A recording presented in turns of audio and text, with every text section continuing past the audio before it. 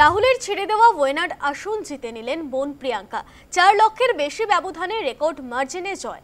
সংসদে গান্ধী পরিবারের তালিকায় যুক্ত হলো আরও একটি নাম।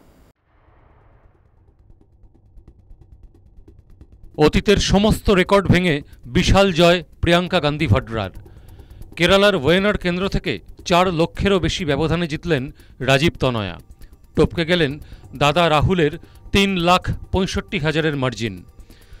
2019-এ রাহুল আমেথিতে হেরে গেছিলেন বিজেপির স্মৃতি ইরানির কাছে। ওয়েনাডের মানুষের ভোটে জিতেই লোকসভার সদস্য হয়েছিলেন তিনি। 2024-এ ওয়েনাডের পাশাপাশি রাহুল প্রার্থী হন উত্তরপ্রদেশের রায়বেরেলি থেকে। 2টি আসনেই জিতে ছেড়ে দেন ওয়েনাড, কিন্তু কেন্দ্র ধরে রাখতে মাস্টার স্ট্রোক দেন বোন প্রিয়াঙ্কাকে প্রার্থী করে। রাহুল, মল্লিকার্জুন খার্গের মতো জাতীয় স্তরের নেতারা তো বটেই, মেয়েকে জেতাতে প্রচারে নামেন স্বয়ং সোনিয়া গান্ধীও।